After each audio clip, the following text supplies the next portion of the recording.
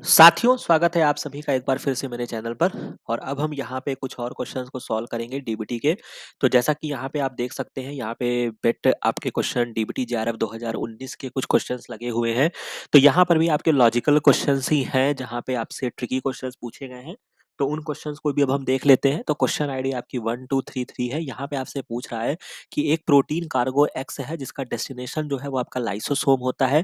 Under specific condition, this can be tracked by the red fluorescence emitted by the tag when it reaches to the lysosome। कहने का मतलब है कि एक protein है जिसका घर जो है वो आपका लाइसोसोम है। तो जब वो अपने घर में पहुंच जाता है, इस प्रोटीन को हमने टैग कर रखा है रेड फ्लोरेसेंस से। ठीक है। तो रेड फ्लोरेसेंस आपका रोडामाइन वगैरह देते हैं। ठीक है। तो मान लीजिए कि हमने इसको इससे टैग कर रखा है, तो जब ये अपने लाइसोसोम में यानी कि अपने घर में पहुंच जाएगा, तो ये आपका रेड कलर का सिग्नल देगा। लेकिन हम क्या किए हैं कि what will happen when you treat the cells with ammonium chloride से, अगर आपने उस सेल्स को ट्रीट कर दिया है। तो सबसे पहले आपका एक टॉपिक जो आपका बहुत बढ़िया टॉपिक होता है, जिसको हम प्रोटीन सॉर्टिंग बोलते हैं, कि मतलब वो कहाँ कहाँ डेस्टिनेशन में जाएगा। तो लाइसोसोम में जाएगा तो हर चीज़ों के एक सिग्नल होते हैं। जैसा कि हमने न्यूक्लियस लोकलाइजेशन सिग्नल आपने पढ़ा होगा, या माइटोकॉन्ड्रिया में जाना है, क्लोरोप्लास्ट में जाना है, तो सबका एक अमाइनो एसिड का सिग्नल होता है। इस पार्ट को थोड़ा सा मैंने कवर किया है, बहुत ब्रीफ में नहीं, मतलब आपको कोई पर्टिकुलर लेक्चर नहीं मिलेगा, बट क्वेश्चन सॉल्व कराते समय, जैसा कि जब हमने डीबीटी 2019 का क्वेश्चन सॉल्व किया, तो मैंने वहां पे आपको ईआर, एंडोप्लाज्मिक रेटिकुलम का सिग्नल पढ़ाया था। ठीक है। वहाँ पे जाएँगे तो आपको समझ में आएगा कि वहाँ पे मैंने क्या-क्या बातें की थी। तो उसी तरीके से जब आपका लाइसोसोम होता है, तो जो भी प्रोटीन लाइसोसोम में जानी होती है, उन पे जो टैग होता है, ये मैं आपको यहीं पर ही बता देता हूँ, हो सकता है एग्ज़ाम में आ जाए। मैनोज 6 फॉस्फेट का टैग होता है, मतलब जिस प्रोटीन में मैनोज 6 फॉस्फेट लगा होगा, उससे ये पहचाना जाता है कि इस प्रोटीन का जो डेस्टिनेशन है, वो कहाँ पर है, लाइसोसोम में है। बाकी अगर आपके पास समय रहेगा, थोड़ी-सी अगर आप में इच्छाएँ होंगी, तो ये टॉपिक देख लीजिएगा। बाकी कोई बहुत इसमें रॉकेट साइंस नहीं है, बस इसमें इतना ध्यान रख लीजिएगा कि किसकी क्या सिग्नल्स होते हैं एंड टर्मिनल पे, मतलब क्या उनका सिग्नल है। और बाकी ये सब मैचिंग में सीएसआईआर का बहुत ही फेवरेट क्वेश्चन है, कई दफा ये क्वेश्चन एग्जाम में पूछा गया है। ठीक है। तो याद रखिएगा, मैनो 6 फॉस्फेट जो होता है, अगर उस पर टैग लगा हुआ है, तो इसका मतलब उस प्रोटीन को कहाँ जाना है, लाइसोसोम में जाना है। पहली बात। दूसरी बात यहाँ पर यह है कि उन्होंने अमोनियम क्लोराइड से सेल को क्या कर दिया है, ट्रीट कर दिया गया है। तो यहाँ पे बस इतना याद रखिएगा, हालाँकि ये आपका इन्फॉर्मेटरी क्वेश्चन है। तो अमोनियम क्लोराइड जो होता है, एक तरीके का ऐसा रिएजेंट है जो सेल्स को नष्ट कर देता है, और या कह सकते हैं कि जो आपका जब आपका प्रोटीन ट्रांसलोकेशन पढ़ते हैं, तो लाइसोसोम में जब प्रोटीन ट्रांसलोकेट होती है, तो उसका ये बहुत तगड़ा इन्हिबिटर होता है अमोनियम क्लोराइड। ठीक है। और ये बेसिकली क्या करता है, फैगोलाइसोसोम, अगर आप ब्रॉड लेवल पे जाएँगे, तो फैगोलाइसोसोम को बनने में इन्हिबिट करता है। तो ये भी नेक्स्ट टाइम याद रखिएगा। तो कुल मिला के यहाँ पे सेल्स जो होती हैं, वो एक तरह से कह सकते हैं कि उनका बाजा बच जाता है, बहुत ही खराब मतलब स्थिति में आ जाती हैं। तो जब वो लाइसोसोम बचेगा ही नहीं, उसके ऑर्गेनेल्स में या कोई भी चीज़ें नहीं रहेंगी, तो आपको कुछ भी देखने को नहीं मिलेगा। तो यानी कि जो इसका राइट आंसर आपका निकल कर आएगा, no red fluorescence will be emitted, यानी कि जब आपने अमोनियम क्लोराइड से ट्रीट कर दिया है, तब आपको फ्लोरेसेंस देखने को नहीं मिलेगा, क्योंकि सेल्स जो है, एक तरीके से कह लीजिए अमोनियम क्लोराइड उसका इन्हिबिटर है, या तो कह लीजिए कि आपका सेल्स जो है वो नष्ट हो गया, कुछ भी हो गया, लेकिन जो भी यहाँ पे है वो आपको सिग्नल ही देखने को नहीं मिलेगा। तो यानी कि जो इसका राइट आंसर निकल कर आएगा, वो आपका 4390 होगा। ठीक है। तो यहाँ तक बात आपको समझ में आ गई होगी। अब इसके बाद एक और लॉजिकल क्वेश्चन आपसे पूछा गया है, अब इसको समझिएगा। क्वेश्चन आईडी आपकी 1320 है। Which one of the following statement relating to the properties and structure of the two protein is the most appropriate. अब यहाँ पे आपको चार स्टेटमेंट दिए गए हैं, और बहुत ही खुराफाती वाले स्टेटमेंट दिए गए हैं। अब इसको समझिएगा, और मैं आपको इसको एक्सप्लेन करूंगा कि दो प्रोटीन है जिनका सिमिलर सेकेंडरी स्ट्रक्चर है, तो क्या उनकी सिमिलर स्टेबिलिटी हो सकती है? नहीं हो सकती है। ठीक है? क्योंकि सेकेंडरी स्ट्रक्चर सिमिलर है, इस बात पे उनकी स्टेबिलिटी पे डिपेंड नहीं करता है, वो आपके टर्सरी, क्वाटरनरी या कुछ और बहुत सारे पैरामीटर्स होते हैं। तो अगर किसी दो प्रोटीन का सिमिलर सेकेंडरी स्ट्रक्चर है, सपोज अगर आप सोच लीजिए कि अगर आपके पास सेकेंडरी स्ट्रक्चर में जब आप पढ़ते हैं, तो आपके पास फाइब्रोइन सिल्क का एग्जाम्पल होता है। ठीक है? या आपके पास कोई और भी एग्जाम्पल जो भी आपको मिलेंगे सेकेंडरी स्ट्रक्चर के, तो क्या आपने कभी अगर आप उसका लिटरेचर भी सर्वे करेंगे, तो क्या उनकी स्टेबिलिटी एक जैसी होती है? नहीं, सबकी डिफरेंट डिफरेंट स्टेबिलिटी होती है। तो ये ऑप्शन आपका कैंसिल आउट हो जाएगा। इसके बाद two protein with very similar secondary structure will have similar tertiary structure.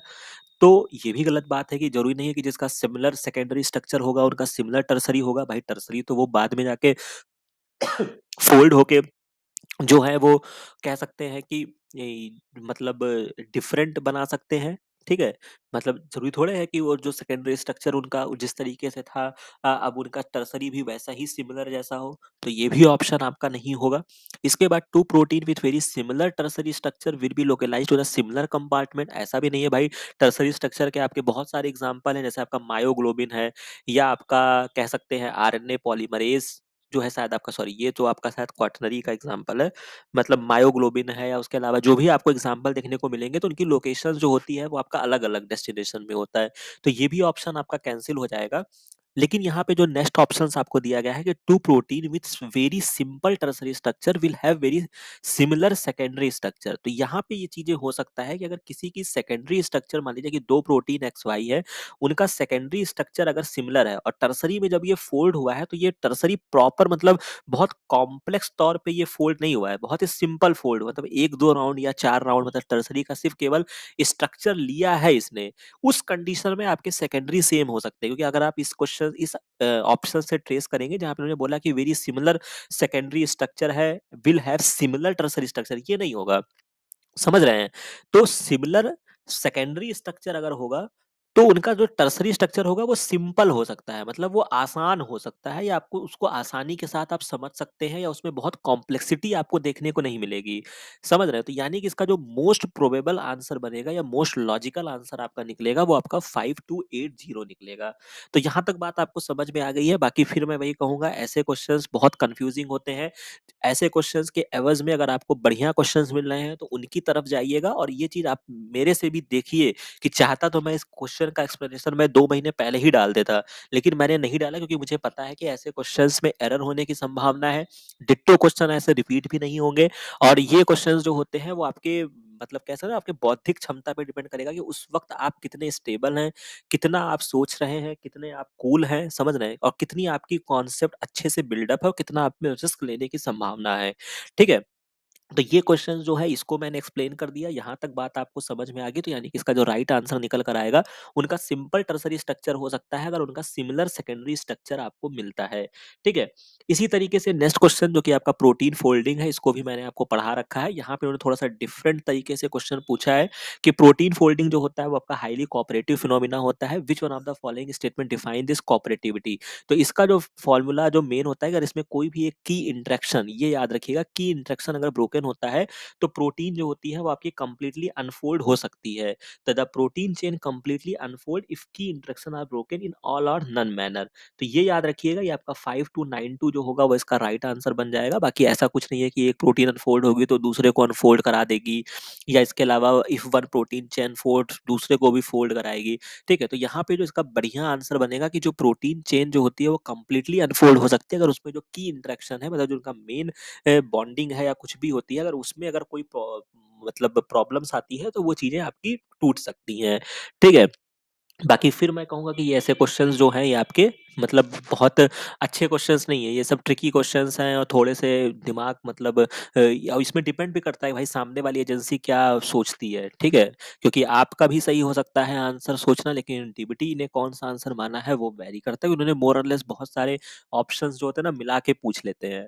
तो यहाँ पे आपको मैंने ये एक्सप्लेन कर दिया। इसके बाद एक क्वेश्चन आपका और था जो कि आपका प्रोटीन बायोकेमिस्ट्री से था, हालांकि काइमोट्रिप्सिन का एंजाइमेटिक एक्टिविटी कैसे ये करता है, ये बहुत ही इंपॉर्टेंट एंजाइम है, इसको पढ़ लीजिएगा। ठीक है? टीबीटी जेआरएफ 2019 में भी इसके रिगार्डिंग क्वेश्चन आए हैं, और यहाँ पर देखिए पूछा गया है कि आपको 2 स्टेटमेंट दिया गया है। Serine is the part of a catalytic triad in the protease that also include histidine and aspartic acid. तो सबसे पहली बात है, जब आपको ब्रॉड लेवल की जानकारी होगी तो आप ऐसे क्वेश्चंस को समझ पाएंगे कि ये बात किसकी कर रहे हैं। तो ये जो है ये आपका काइमोट्रिप्सिन होता है। जब आप काइमोट्रिप्सिन के एक्शंस को देखेंगे तो यहाँ पे जो आपके की एंजाइम्स आपको देखने को मिलते हैं उसमें आपका ग्लाइसिन होता है 193 पोजीशन पे, सीरीन आपका 195 पर होता है, हिस्टीडीन आपका 57 होता है, और एस्पार्टिक एसिड आपका 108 सॉरी 102 पोजीशन पे होता है। तो ये जो होते हैं यही मेन उसको क्लीव करने में या किसी भी जो आपका प्रोटीएज एक्टिविटी करने में बहुत ही बढ़िया रोल प्ले करते हैं। बाकी ये लेलिंजर का डायग्राम है, बाकी अगर आपको इसको डिटेल में पढ़ना हो तो लेलिंजर में बहुत बढ़िया से दिया गया है, उसी जगह पे आपको काइमोट्रिप्सिन है, लाइसोजाइम है, ये सारी चीजें मिल जाएँगी, कुछ बहुत ज़्यादा नहीं पढ़ना है, बस एक बार जाके रीड आउट कर लोगे ना तो भी समझ में आ जाएगा, ठीक है? तो यहाँ पर क्या है, काइमोट्रिप्सिन में आपको 4 देखने को मिलते हैं, तो इन्हीं को ही हम क्या बोलते हैं, कैटालिटिक ट्रायड प्यार से बोलते हैं। और यही जो होते हैं वो रिस्पॉन्सिबल होते हैं पेप्टाइड हाइड्रोलिसिस के लिए, तो ये भी बात सही है, तो यानी कि ये भी ट्रू है, ये भी ट्रू है। तो दोनों ही स्टेटमेंट जो है वो आपके ट्रू है, तो यानी कि आपका 5293 जो होगा वो इसका राइट आंसर बन जाएगा। बाकी काइमोट्रिप्सिन मेरे तरफ से लिख लीजिएगा, इंपॉर्टेंट है, एग्जाम में क्वेश्चन पूछा जा सकता है। पहली बात तो ये किस टर्मिनल से कटवट करता है ये याद रखिएगा। उसके बाद काइमोट्रिप्सिन की मैकेनिज्म याद रखिएगा। बाकी जेआरएफ 2019 में भी इन्होंने काइमोट्रिप्सिन से पूछा था कि ये कौन से बॉन्ड को ब्रेक करता है, ठीक है? तो यहाँ तक बात आपको समझ में आ गई होगी, तो हमने 3-4 क्वेश्चंस को समझ लिया। बाकी इस तरीके से आपको और भी सॉल्यूशंस के वीडियो मिलते रहेंगे, तो घबराइए नहीं, अच्छे से तैयारी करिए, अपने कॉन्सेप्ट को बिल्ड करिए, जो चीज़ें पढ़ा दी गई हैं उनको डेली-डेली रिकॉल करिए। बाकी कुछ और भी अभी भी आपके पास 10-20 दिन का 10-20 नहीं सॉरी 10-15 दिन का टाइम है, जहाँ पे अगर आपने कोई चीज़ नहीं पढ़ी हुई है, तो उसको भी आप अभी भी समय है कि आप उसको एक्सप्लोर कर सकते हैं, ठीक है?